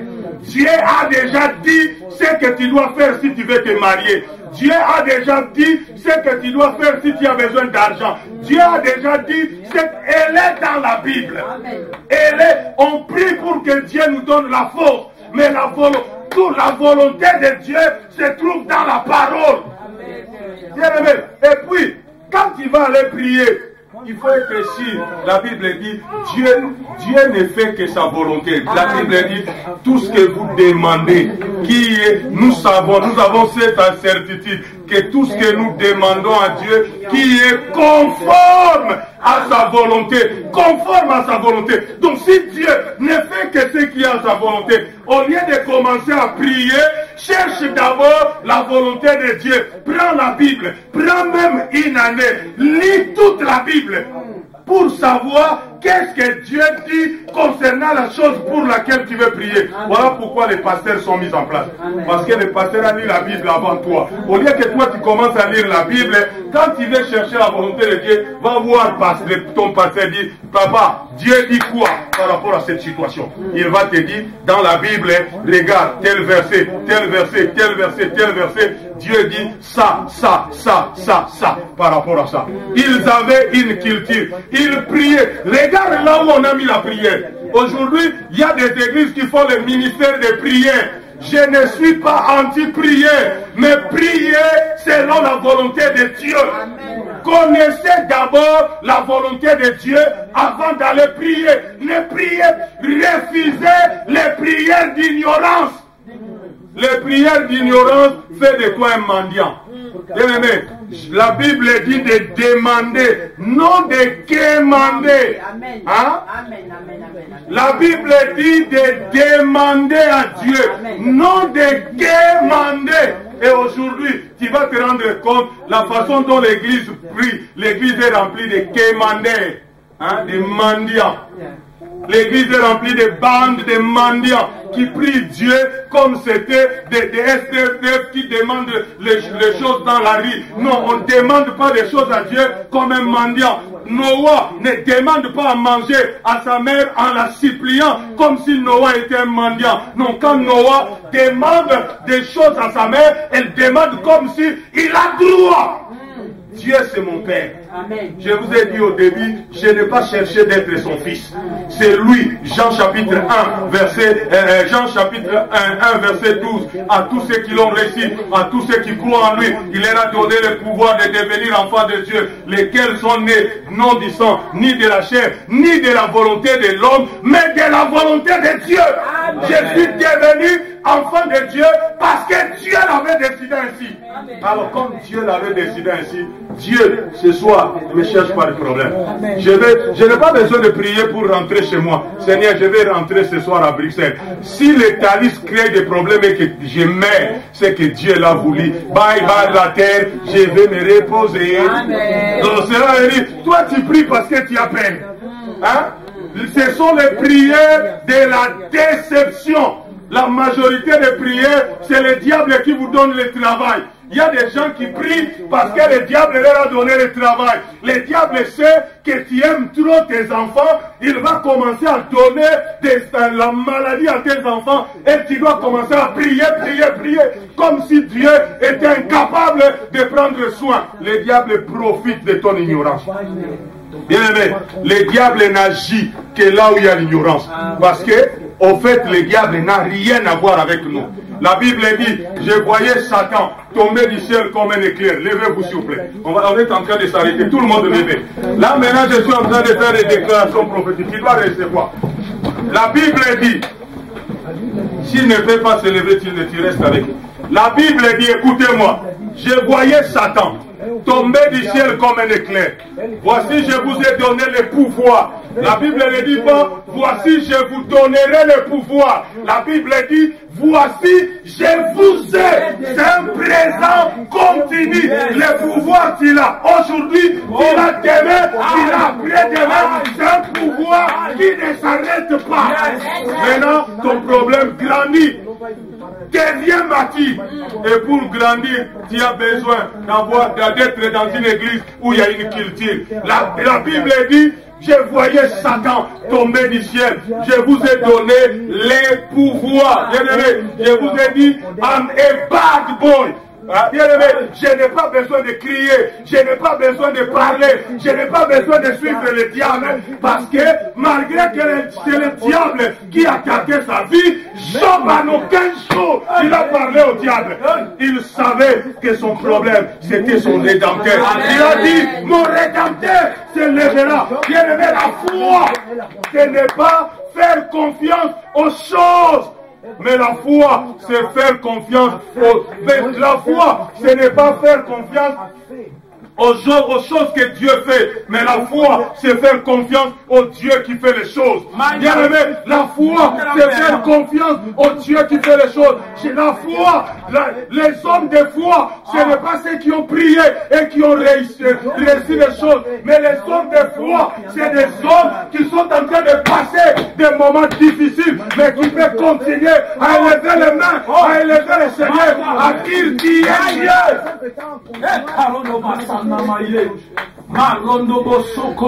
L'heure est arrivée, tu dois refuser l'ignorance. Tu dois refuser, tu dois grandir. Parce que la Bible ne dit pas que nous serons héritiers de Dieu et co-héritiers de Christ. La Bible dit nous le sommes. Nous le sommes. Nous le sommes. Si je suis héritier de Dieu, je suis héritier de son pouvoir. Si je suis héritier de Dieu, je suis héritier de sa domination. Si je suis héritier de Dieu, je suis héritier de sa gloire. Si je suis héritier de Dieu, je suis héritier de ses capacités. Les problèmes grandissent. Les problèmes grandissent. Et si ne peut pas grandir dans un environnement sans structure, si ne peut pas grandir dans un environnement sans culture, bien l'heure est arrivée, tu dois refuser l'ignorance. Tu dois refuser l'ignorance. Dis je me libère. Je me libère. Dis je me libère. Je me libère. Dis je me libère. Je me libère. Je me libère. Je me libère. Je me libère. Je me libère. Je me libère. Je me libère. Je me libère. Je me libère. Je me libère. Je me libère. De toute puissance. De toute puissance. De toute puissance. De toute puissance. Des ténèbres. De ténèbres. Des ténèbres. De ténèbres. Des ténèbres. De ténèbres. De l'ignorance. C'est l'ignorance. L'ignorance. C'est l'ignorance. C'est l'ignorance. C'est l'ignorance. Je suis bloqué. Je suis bloqué à cause de à l'ignorance. cause de l'ignorance. Je refuse. Je refuse. Je refuse. Je refuse. Je sors de Je l'ignorance. sors de l'ignorance. Je sors de l'ignorance. Je sors de l'ignorance. Je sors de l'ignorance. Je sors de l'ignorance. Seigneur, Seigneur, illumine mes yeux. illumine mes yeux. Illumine mes yeux. Illumine mes yeux. Que les écailles tombent. Que les écailles tombent. Que les écailles tombent. Que les écailles tombent. Que les écailles tombent. Que les écailles tombent. Que les écailles tombent. Que les écailles tombent. Je vais voir. Je vais voir. Je vais voir. Je vais voir. Je vais voir. Je vais voir. Je vais voir. Je vais voir. Je vais voir. Je vais voir. Ta volonté. Ta volonté. Ta volonté. Ta volonté. Ta volonté. Ta volonté. Ta volonté. Ta volonté. Ta volonté. Ta volonté. Ta volonté. Ta volonté. J'active. J'active. J'active. J'active. J'active. J'active. J'active. J'active. La maturité. La maturité. Seigneur, merci. Seigneur, merci pour ce soir. Pour ce soir. Merci pour l'esprit. Merci pour l'esprit. Donne-moi l'esprit. Donne-moi l'esprit. Donne-moi l'esprit. Donne-moi l'esprit. Je veux que tout le monde ferme les yeux. Ferme les yeux et lève les mains. Tout le monde ferme les yeux et lève les mains. Regardez ce que Dieu va faire maintenant. Dieu n'est pas un Dieu de brutalité. Hein? Dieu n'est pas un Dieu de brutalité. Dieu commence à faire quelque chose parmi nous. Je ne veux pas des émotions. Hein? Je ne veux pas des émotions. Mais je veux que Dieu te touche. Seigneur, tu m'as dit, ne prie pas, ne prie pas. Reste silencieux. Seigneur, tu m'as dit, partout où j'irai, tu seras avec moi. J'ai pris, accomplis ton alliance avec moi. Accomplis ton alliance avec moi. Fais quelque chose. Fais quelque chose. Bien, mais il y a des écailles qui sont en train de tomber dans les esprits d'Égypte. Dieu est en train de toucher ta mentalité. Bien, mais Dieu a parlé avec intensité durant ces 2 jours. Ferme les yeux, lève les mains. Je veux voir tout le monde, les yeux fermés, lève les mains. Ne rate pas. Je ne suis pas un vendeur, un marchand d'illusions. Je ne parle pas pour faire plaisir aux gens. Je suis sérieux avec celui qui m'a appelé. Et je connais dans quelle alliance j'opère. Maintenant, reçois la grâce. Maintenant, reçois la grâce. Maintenant, reçois la grâce. Maintenant, reçois la grâce. Maintenant, reçois la grâce. Laisse que la grâce qui est dans ma vie te touche. Laisse que la grâce qui est dans ma vie te touche. Seigneur, tu as toujours marché avec moi avec une grâce. Enlève les rideaux dans sa main, que quelqu'un l'aide. Fais-la asseoir, s'il vous plaît. Mets une chaise, fais-la asseoir. Ne sois pas distrait, ne sois pas distrait. Chaque personne ici a une part ce soir. La Bible dit, il envoya sa parole. Et sa parole est guérie. Fais-la asseoir. Fais-la asseoir. Dieu est en train de faire quelque chose de fabuleux ici. Dieu est en train de faire quelque chose de fabuleux dans la salle. Laisse Dieu te rencontrer. Laisse Dieu te rencontrer personnellement. Laisse la place à Dieu. Laisse la place à Dieu te rencontrer. Dieu veut te rencontrer. Dieu veut te rencontrer. Dieu veut te rencontrer. Laisse la place à Dieu. Ne prie pas. Sois seulement calme. Laisse la place à Dieu. Dieu est en train de toucher les gens. Maman, il te lève les mains.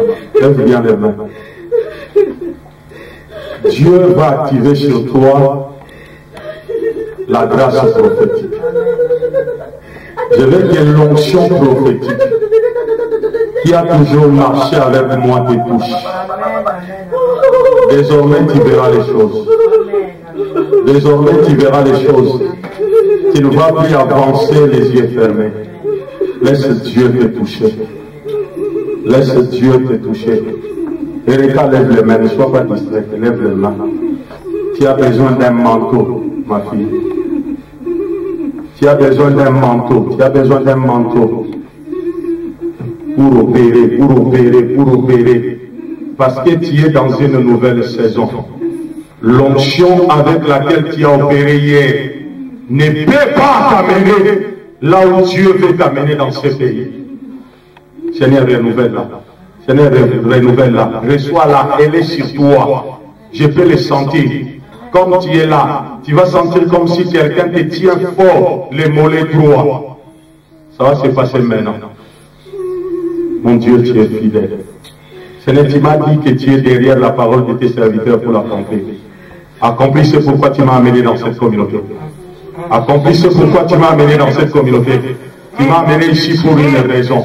Tu ne m'as pas amené en semaine. Tu savais les besoins qu'il y avait. Tu savais les besoins qu'il y avait. Tu savais les besoins qu'il y avait. Accomplis-la, accomplis-la. Évangéliste Christian, lève les mains. Lève les mains, lève bien les mains, papa. Dieu t'ajoute une grâce. Dieu t'ajoute une grâce. Dieu t'ajoute une grâce. Dieu t'ajoute une grâce. Tu parleras comme tu n'as jamais parlé. Tu parleras comme tu n'as jamais parlé. Tu vas sentir comme un fardeau qui vient maintenant dans ton cœur. Tu vas le sentir. Ça se passe maintenant. Tu vas sentir vraiment comme quelque chose de grand qui est en train de venir dans ta vie. Tu vas le sentir. C'est quelque chose que tu n'as jamais eu. C'est quelque chose que tu n'avais pas. Qui vient sur toi. Qui vient sur toi. Qui vient sur toi. Reçois maintenant. Reçois maintenant. Yeda mabroto sakara baba, indoro bobo sokoria baba, reke mabroto sokoria baba baba, robo sakari bébé bébé. Reçois maintenant, reçois encore, reçois encore, reçois encore. Il y a une grâce. Il y a une grâce. Il y a une grâce qui est sur toi. Qui est sur toi, qui est sur toi, qui est sur toi, je peux le voir, je peux le voir, je peux voir, je peux voir, je peux voir, je peux voir, je peux voir. Seigneur, merci pour cet homme. Seigneur, merci pour cet homme. Tu es en train de les amener dans les eaux profondes. Tu l'amènes dans les eaux profondes. Merci pour le fardeau, merci pour le fardeau que tu es en train de déposer. Yeda mabroto sakaria baba, indoro bobo sutara baba baba, rebaka sakaria baba baba, robo sete rebe bebe, idara baba baba sete rebe, robo sete baba. Yeka masakara baba baba, robo sete rebe, rebe masaka. Maintenant, calmez-vous. Vous allez écouter, Yvette va dire quelque chose de la part de Dieu. Il y a l'esprit de prophétie sur elle. Alléluia, alléluia. Alléluia. Oh, Jesus. Oh, Yes, Sakara. Ne craignez rien, je suis un Dieu fidèle. Suivez attentivement mes voix. Oh, Jésus.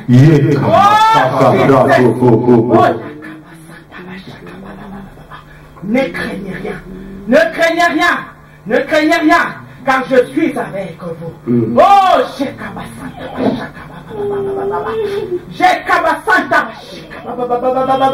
détournez-vous du mal. Jésus. Alléluia. Alléluia. Alléluia. Oh, Jésus. Alléluia. Nous voulons seulement élever la barre. Nous voulons seulement élever les standards de cette communauté. Bien-aimés, fermez les yeux. Je veux que même les enfants ferment les yeux. Fermez les yeux, nous ne sommes pas en train de faire un spectacle, fermez les yeux. Lorsque Dieu parle,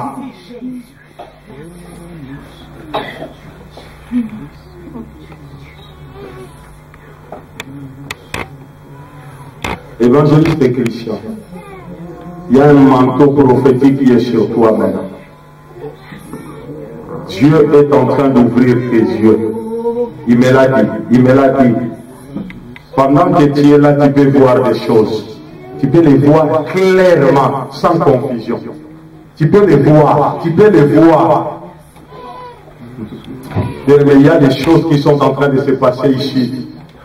Même des gens qui n'ont jamais senti Dieu les visiter sont en train d'être touchés. Tu te disais, mais comment Dieu touche les gens? Tu te disais, pour moi c'était toujours un problème de savoir comment Dieu peut toucher les gens. Dieu te visite maintenant. Que tu m'amènes, tu m'appelles comme un fermier. Et que tu as fait de moi une semence. Tu m'as dit à chaque fois que je vais semer, que je ne baisse pas mes expectatives. Je vais encore élever mes expectatives. Seigneur, fais ce que tu n'as jamais fait dans cette communauté. Ne fais pas ce que tu as toujours fait. Seigneur, fais ce que tu n'as jamais fait. Fais ce que tu n'as jamais fait. Fais ce que tu n'as jamais fait. Fais ce que tu n'as jamais fait.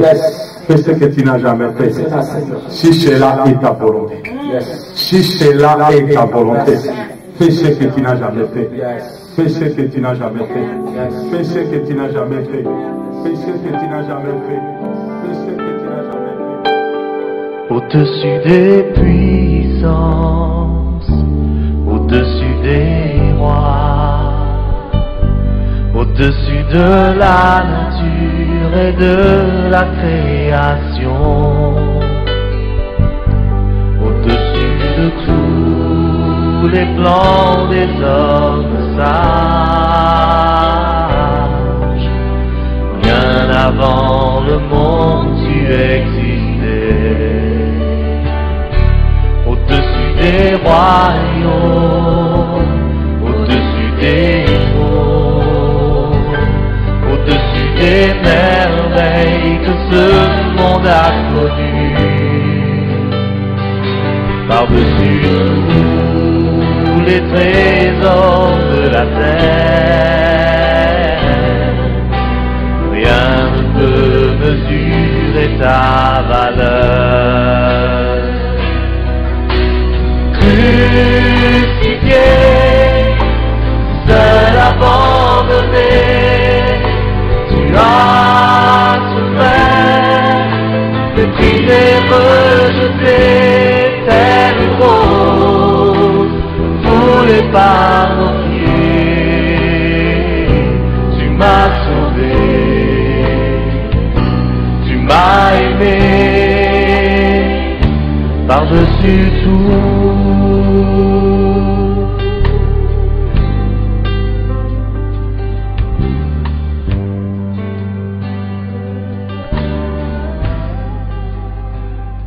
Au-dessus des puissances, au-dessus des rois, au-dessus de la nature et de la création.